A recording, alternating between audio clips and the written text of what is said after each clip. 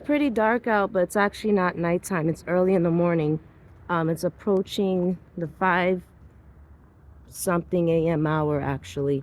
And this is the time sometimes um, I leave at different times actually from wherever I am or am residing temporarily. But I leave for reasons because I take tech classes. Well, not classes. I do a lot of typing. I'm working on my project. I do a lot of computer work, um, a lot of self-reflection, and a lot of commute traveling, which is not the easiest thing to do, especially not in a car. Eventually, I will have to get my own car. That is a major, major goal that should have been accomplished a long time ago. I'm aware of this. The bags on my eyes. All right. So, you know what I noticed? I noticed that I've lived in communities, whether it be Haitian, Mexican, African American, or Indian. I lived in communities that actually went from um, enabling my mother's ignorance to literally keeping her a victim. I mentioned in earlier videos that um, I had scenarios or situations with relatives that were volatile in nature, that were not good, and where authorities stepped in. But these situations, these things that happened, these were cases, this was something that was settled in court.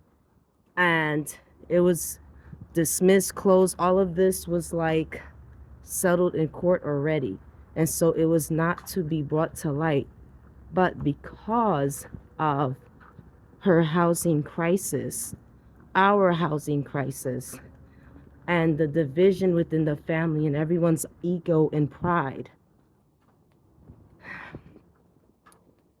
she just basically broke, uh maybe she broke as a person. I'm not sure of this particular relatives I'm talking about, and there are several relatives that I've had falling outs with, but I don't want to have those falling out. I have reached out to relatives to make not amends. So I really didn't do much of anything wrong.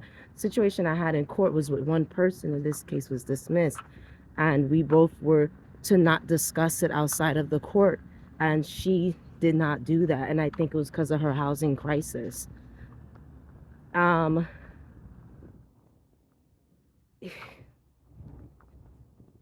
it's when you're Satanism really is a very disgusting thing, because there's a saying, and it's by the Rosary priest Patrick Payton, um and that saying is, the family that prays together stays together.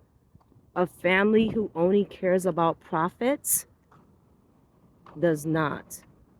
If you're going to be a family of profit, then you want to be a family that runs a business or has an empire. So a family with an empire, you know, or a company or business, that makes more sense to care more about profit than praying. And eventually, families who have business empires or a company together are linked by that. So eventually, during the holidays or anything like that, they eventually will have to see each other, and they're linked to each other holiday wise. So they're almost like binded as a family because they actually have something going together. You see what I'm saying? As in with people who are in their own lane, who are individuals, which is nothing wrong with that. However, it's great to have a community if that community is alive and not trying to destroy and kill you. But if you don't have an empire, a company, or business, you're not linked by that to care about profit. And you're also not able to spend time with each other or even care about each other because you're not linked by anything. So when you don't have an empire or company and you're all a bunch of relatives, you're basically not binded together because there's nothing that connects you. And this is why you see division, death, setups, and things like that. And the other thing I was gonna say is that this one relative was kind of my, I hate to say like this, kind of my lifeline. And there's another saying that says, you gotta let go of what no longer serves you. Quote unquote, be fierce, let go of what no longer serves you, be brave. And I know that's what I should be doing with this particular relative, but I'm literally kind of like on my ass, literally. Like I'm literally, what I mean by that is am like not at the best that I should be in terms of, you know, financially, housing wise, and all of that. And of course, you're dealing with these ignorant minorities, these evil people. Of course, they're mostly Democrats who basically enable this behaviors that encourage poverty. And so this is another problem. And what I'm experiencing with my last lifeline literally turning her back on me and quote unquote no longer serving me is now to the point where I'm seeing a lot of people for what they are.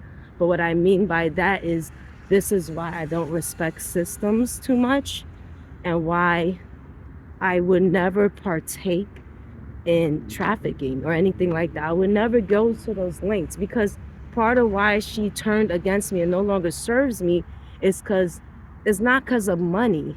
It was because a guy didn't want to talk to her. And you see, I have a look of disgust on my face because a guy didn't want to speak to her anymore. I'm not saying who cares, because we've all been heartbroken before. That's, you know, you're heartbroken. But to do this to your niece, your daughter, your friend, you know, your father or whoever, you know, to do these, to resort to darkness, to try to take somebody out, because, you know, this is the conversation we're having. This is how naive and light she is. But yet, because she's a woman of color, you know, a lot of these people think they're like, I'm just so. Some people use what they look like, their role, or if they're heavy set or not, or if they think that they've got it together. And when you fall apart in adversity and whatnot, you should be falling apart to God in heaven, not to entities like creatures and reptiles and snakes and ETs. I'm not talking about that. Or witches. You don't fall apart even in front of a witch, because a witch doesn't have good intentions. And then sometimes they think they're helping, and now they just hurt a whole bunch of innocent people, or they just hurt that one chosen one that was sent by God, because they're a witch trying to help somebody else who's a weak person. They're helping a weak person, and now they hurt a chosen one who was intended to help all people, including that weak person, or who needs to build their life. And that's another thing. There's another saying that I saw. It was in either X, which is Twitter, or Facebook, which I have used consecutively and religiously. But I recently actually stopped using Twitter and will stop using Facebook, but I will be using their other features, but I won't be posting anymore on the timeline. That's just too much. It's easier to post, you know, but I post, I'm mindful, not always mindful, but I do post a lot on those timelines. You know, there's also, did I lose my train of thought? I think I did. There's also another saying, you know,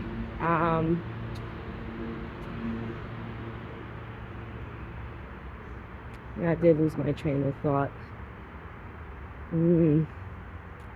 So this relative really has turned on me And again, it's actually almost early morning, so the sun will eventually come out. I'm not like out here at night, which wouldn't be a big deal either, but because it's a public city. Oh boy. See, I left here pretty early, so I don't have no makeup on right now. A lot of people are exchanging energies with people just so that they could understand them. I don't need energy to exchange. I don't have to exchange to understand you. I just have to listen to you, observe you, have some type of dealing with you, but I don't have to have your imprint to understand you. And that's another thing. People, you don't have to have imprints of other people to understand them. You don't have to exchange energy to understand somebody. And these people are stupid. They don't know that they're born again. Or maybe they don't want to wait to be born again. There's a saying by Jesus Christ. It's called, "Ye shall be born again." And that means in order sometimes for things to go right, when you pass away, you come back into life. That rhymes. In order for things to go right, when you pass away, you come back into life. And what I mean by that is you're born again. You go through the humanity phases again, metamorphosis, where you're born, where you're in the womb, then you're conceived, you're a baby, then you're a toddler, then you're a child, you know, a growing child, and then you're a preteen, a teenager, a young adult, and then an older adult, elderly, and eventually elderly. You know, if you get to that point, right? It'd be great if people could actually age, because all this whole beauty, I mean, it'd be normal if people actually could look old for a change. Like when you get to your age, look your age. You don't have to. I mean, if you look good for your age, that's actually pretty incredible too. That's pretty cool. If you're like a strong built man or something who's great looking for his age, or a woman who's great looking for his age, this is pretty cool too. But yeah, I don't want to exchange energy, understand people. I could understand you and you could learn. People have to know how to do. That means to learn. You can take martial arts classes, you can take makeup classes. These classes, you know, you can self-teach. Some people are self-taught. I'd rather be self-taught too, but those classes matter. All those things matter. You don't have to get so dirty and that deep. Sometimes you don't have to be in people's bodies like that. People are in people's bodies. Have we not learned from the past? Have we not learned from the past? I have. After that whole saying yes thing, that shit was a disaster. I mean, have we not realized, have we not learned from ancient Mayan times and from old times of slavery and ancient Mayan times why people should not be exchanging energies? Learn by doing yourself, by teaching yourself, or by finding a mentor, or by attending what we now have, what we've always had since the beginning of time, which is like studies and classes and courses, like really, you know. And then you could even go beyond that and literally, if it's like a passion you really have, you can even go for a degree in something you want to do. You know, not everything needs a degree though. You can just do trainings. But have we not learned? Why are people still exchanging energies? Genders swapping and all this shit. And I mean like energetically. I can be supportive of people who are transgender. I can be supportive of people who are not conventional, as long as they're not hinging upon people who are traditional, right? And traditional people, we all got to study each other, take courses to understand each other. There should be courses like this out there, so that because the whole spiritual aspect of people living in people and hiding in people, have we not learned? People have to learn. Like, after that ancient Mayan thing is not cute, is not funny, it's not powerful. You could be disempowering somebody else doing this. It's not right. That's not uplifting. Hiding in another person's body and exchanging energy is not uplifting. You could be disempowering people and don't know it. Because this family member that was a lifeline, these people did this to destroy me. So basically, they took an incident she had with me to use it to come for her to continue coming against me. They went against her, so now they say because of me, without knowing that that was an actual case where authorities were, and it was dismissed, and now y'all did this years later. Oh well, she brought up because she was in a housing crisis. So try to, instead of having her live as a victim, because now it looks like she's just gonna die a victim. Don't do that. Be a victor. Overcome and survive. And if someone victimized you, or you have an enemy that is trying to apologize and want to make things right and is leaving you alone, or trying to work as best in a way that they don't harm you, then respect that. She did not do that, and this is how I know that she's not a real victim, because if you're a real victim, you would fear me. Obviously, she doesn't fear me, maybe because she feels she has the backing of these negative people who, they're creatures. They think they're always right. They're evil. And a lot of these people are Haitians and Mexicans, and they're very disrespectful. And the behavior of the Haitian and the Mexican community is actually what's going to affect my vote. That actually is shaping me politically also, by seeing the behavior of the so-called oppressed. You understand what I'm saying? The real oppressed people are white men and women, because they have to, and here's the thing, because they look different and they're white skinned, but so are Asians. But Asians are so disciplined and structured in culture and in themselves, and so loved and disciplined by their own damn people, that they don't scatter easily. They don't go astray easily, as in where in the white community, many of their own have gone astray, and that's sad and tragic. So every community of a people, that meaning people you resemble, should have a common ground with one another. And learn from history. Stop going after other groups of people. Y'all all need to stay to yourselves. Now, somebody told me, what about soulmates and soul ties? Soulmates have to be the ones to be loyal. Soulmates have to be the ones to express that love for who they knew, in order for there to be a level of stability. If you're betraying them and backstabbing them, and you don't want them because that's where they were born at, you had to have a common ground. There has to be a separation. What's happening with the soul tie,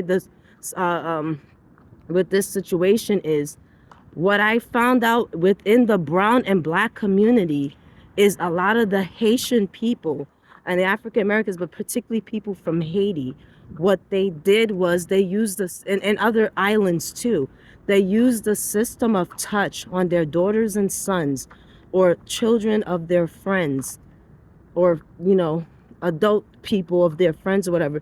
They use the system of touch, so that in their evil agenda, what they do is they trace who that person knew through the system of touch, and it manifests into actual home invasions, robberies, and homicides. That's why you see all these TV shows with all these murders and things like that. Is because a lot of times what happened was someone was done dirty, someone was touched, and that touch traced back to someone they knew. And so the people who touched them sent other people to go after the people they knew, and that's where the homicides, the tragedy, and the heartbreak came from, is because of things like that. System of touch, or quote unquote doing someone dirty, is actually a tracing system, and is done so people can continue this dark web and world of basically human and organ and sex trafficking. It's an evil thing that's going on, and it's been going on for decades. And so when they use the system of touch, it's a tracing system, and they go and they trace who you knew. So it's an attack against you also, not just who you knew. And this is basically what's happening. And now my life is under turmoil because of, there were people, like I said, I was put down a lot. And then there are men who I don't want, who want me, and these are men of color. And I'm sorry to say that. I know this is like it seems demeaning to say that about them, but you have to learn. You know, there are women, there are a lot of people, you know, love is accepting all that that person was. That's what that is. Love is seeing all that they were and knowing the truth. You got to study someone you love. When you're with somebody, you need to know them. You got to be with them. And that is in cases of marriages, not in this generation. And what I learned is a lot of these people who get all dressed, I'm disappointed. But a lot of you people who don't get dressed up, who are barefaced, no, I'm disappointed in you too. There's a lot of women of color and men of color that disappoint me, but then there are lots of people, even Asians and other groups of people that are disappointing me. People are just disappointing me. And you know, the system of touch is a tracing system. So you have to cleanse all the time, because when you cleanse, you're warning whoever you used to know. And when you're cleansing, you're warning innocent people who could be traced because you were touched. All right, that's it. Peace.